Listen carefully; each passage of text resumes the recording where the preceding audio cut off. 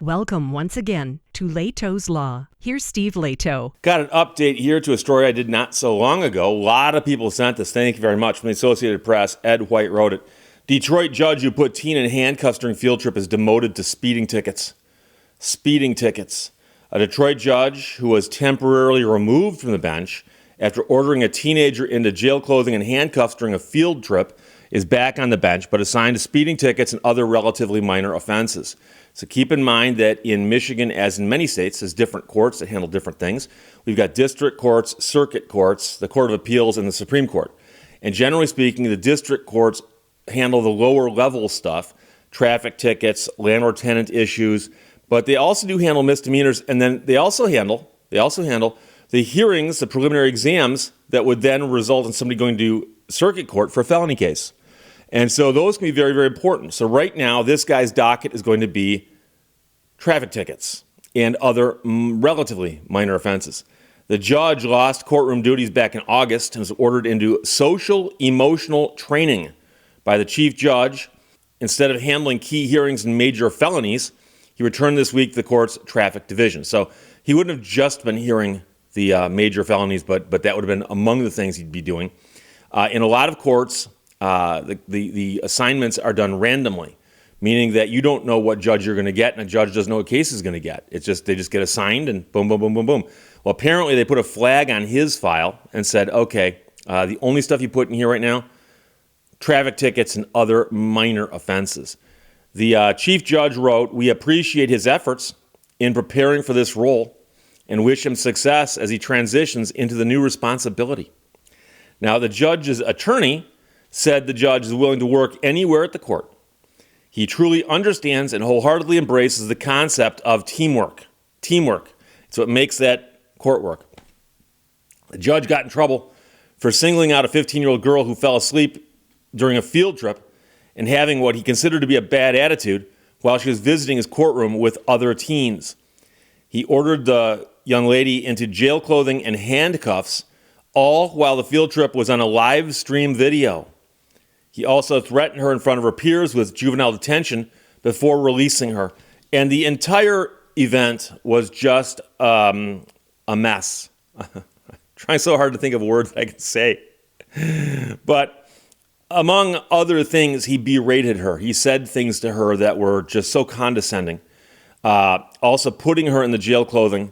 At one point in time, he said something to the effect of, "Should we have a vote and see if she should get sent off to juvie? Should we have a vote?" And remember, this was a field trip. This was not a scared straight or anything like that. He was supposed to be showing them simply how the courtroom works. And he gave them a very bad demonstration of that. So the young lady's mother said she may have been tired, referring to her daughter, because at the time they didn't have a permanent address. So they were basically relying on other people to help them out. And during that time, got to salute the young lady, was making it to things like this, a field trip in August, despite the fact that she was basically homeless.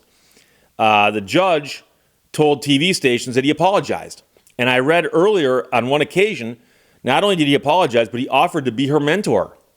And that's the kind of thing where, really, that just seems like a very, very odd thing to do. Because I suspect that the young lady would be more scared of you than anything else. I doubt that she wants to have you mentor her. But there are all kinds of other issues with the story, and the story here does not contain all of the details.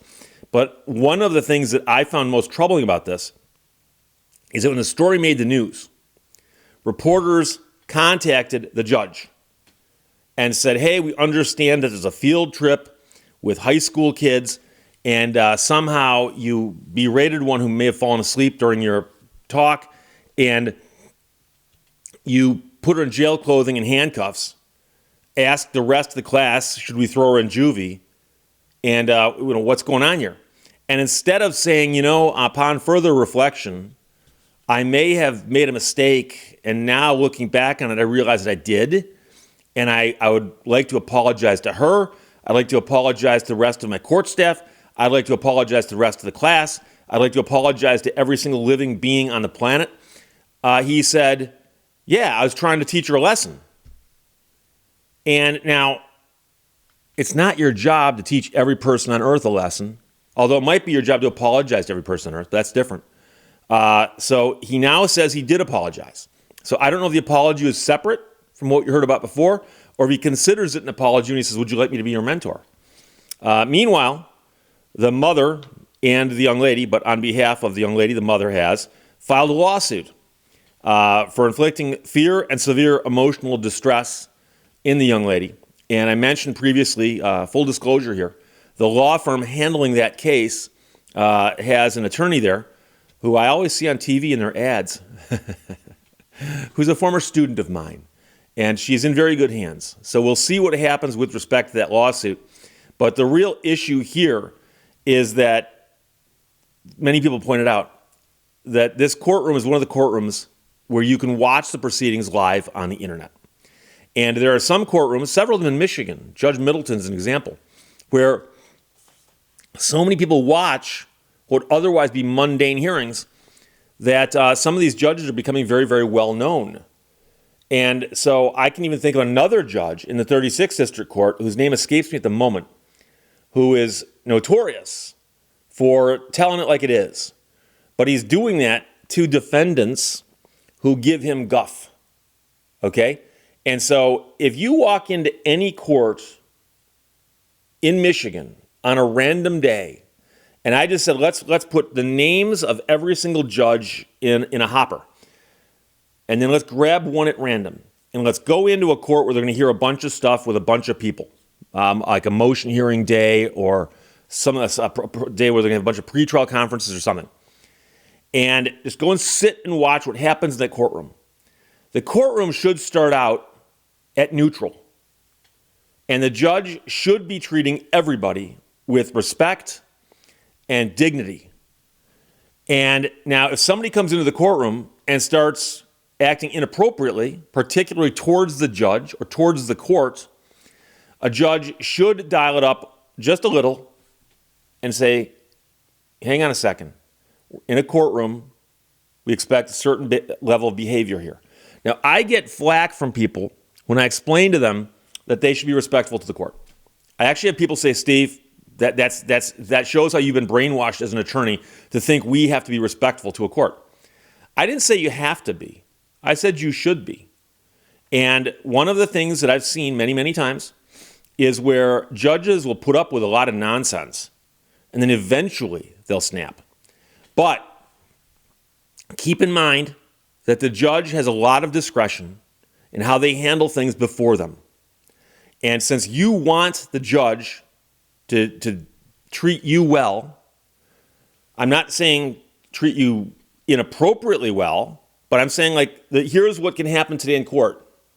Bad side, good side, upside, downside, however you want to consider it, okay? You want everything to go over here, right? So let's suppose you're going to go in front of the judge for sentencing. And the judge has a pre-sentencing investigation report in front of him or her. It says you can give this person anything from probation to a year in jail. You'd rather have the probation. Most people would take the probation, okay? So if you want to, you can go in front of the judge and start screaming and yelling about how unfair the system is. You're out of order. You're out of order. If you want to, you can. Knock yourself out. And there's a good chance the judge is going to look at you and go, okay, instead of going probation, maybe this person doesn't quite understand the seriousness of the offense. Maybe we need to actually put them in jail. Now, is the judge punishing you for your behavior? Hard to say. But I can also tell you that if you dress up nice, you clean yourself up, go in front of the judge, act respectful, and a judge is looking at you and the judge goes, okay, in their head, they think, this person gets it. This person gets it. They understand it. They don't need to go to jail. Maybe they've learned a lesson, and all we need to do is put them on probation. And after a while, we'll check it out. And if they're doing okay, we'll let them off. Okay? That's the discretion the judge has. So I like to tell people, if you want the judge to exercise discretion in a way that's beneficial to you, and you want the judge to respect you, act like you respect the judge. And I've had people tell me, they go, Steve, I disagree. I think the courts are wrong. I think the judges are wrong. I think the laws are stupid. I'm going to go into court and tell the judge what I think. You can do that. You are absolutely free to do that. Okay? As your attorney, I would advise you that's not the way to go. But you don't have to take my advice. But all I've got going for me is 33 years of experience standing in front of these judges on numerous occasions. And when I'm not standing in front of them, I'm often waiting for my case to be called where I've seen them. So if I go to court and I'm in court for one client, but 17 cases get called before ours, I'm going to see 18 cases that day. 17 for other people, 1 for my client. And I absorb all that information and watch what happens. And I can often tell you, if we go in front of this judge on this case right now, here's most likely what he or she is going to do. And I'm basing that on all kinds of stuff I've picked up along the way. Now, if you want to roll the dice and tell the judge what he or she can go do with themselves, you can do that. I'd rather you not take me down with you, though, however, because I'm standing next to you and you do that, it's going to make me look bad also. However, like I said, do what you want to do.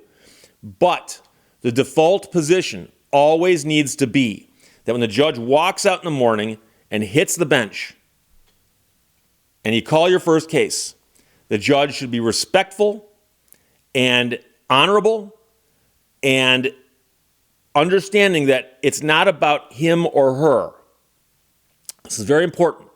You often hear people refer to the court, the judge, your honor, and you understand those are interchangeable. The court is not a person, but there's a person up there who personifies the court because they're the one speaking and ruling on behalf of the court. So if you hear someone stand up and say, Your Honor, this court ruled blah, blah, blah, blah, blah, they're saying the judge ruled that. But the point is, it's not personal. It shouldn't be personal, and the judge shouldn't take it personally. And so if a judge sees a young lady falling asleep during a field trip, the real question is, was the court boring her? And if so, that's the judge's fault. And perhaps there's something else going on, such as now has been pointed out, she might not have gotten a good night's sleep because of circumstances she and her mother are currently living in. And so that shouldn't result in her being handcuffed and thrown in jail clothing. It should have been more of a situation of compassion and not this. So the judge is learning a lesson here. And I'll admit, a big portion of this lesson is being taught because it made national headlines. And so when one judge does something like this, and people hear it's the 36th District Court, people go, oh, that court's messed up. That court's got a lot of judges in it. I've been there many, many, many times. Not in front of this judge, but in front of many of the other judges there. And I can tell you that generally speaking, it's like the other courts. Decent judges doing their jobs, for the most part, flying under the radar because they're just doing their jobs the way they ought to be doing their jobs. So when somebody like this screws up, hits the headlines, next thing you know, 36 district courts going, oh boy, doesn't make us look good. So the chief judge has stepped in and assigned the judge to speeding tickets and other very, very low-level minor offenses, but none of that important stuff. And who knows how long it'll go on for, but at least for a while, and hopefully the judge will learn a lesson. So Ed White wrote that. Everybody sent it. Thanks a lot. Detroit judge who put teen in handcuffs during field trip is demoted to handling speeding tickets.